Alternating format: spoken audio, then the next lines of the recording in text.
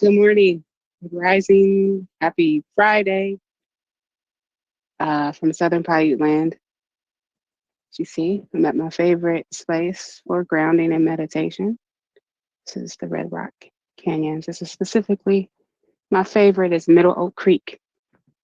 It's past the touristy part of the canyon, and it is where the trails are, where butterflies fly and flowers grow and trails galore, and it's quiet and it's beautiful.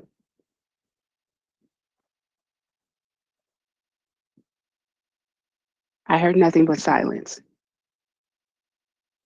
and this is beautiful. There is so much beauty in silence. Starting my mornings, either doing a labyrinth walk or driving out to the canyons, has been transformational. Um, and I know a lot of us live in cities, and I'm going to work with a good colleague of mine hey, Catherine, to talk about how to find beauty in your city. She's a doctor, and she's trying to get more people to see the nature of their local communities. So I'm really excited to talk to her. But I wanted to come on here because I had a message this morning for myself, and I'm going to share it with you all. And that message is that you are a reliable source. In the world that we live in today, we've all been indoctrinated to seek outside of ourselves. I believe that this thought was inspired by book club yesterday in a series of just lifing. Let's just call it that. You are a reliable source. You have been indoctrinated through a culture of supremacy and whiteness and oppression to know that you are not reliable unless you have intellect. You are not reliable unless you know all the steps. You are not reliable because you just don't know, right? Since we were born into this society and we started going in the school system as little children, even in our households, a lot of our curiosity and play and the way we explore and learn was taken from us. And now we are all in this world moving around thinking that we are broken and we need to be fixed and we are not reliable sources of our own information. And that's because we've been indoctrinated, the information is only kept in the head. But if you're in your head all the time, of course, because you don't want to believe everything you think, which is why you have to live into the embodiment of the journey of recovery from these systems that exist, including yourself that has operated as a smaller subset of the system.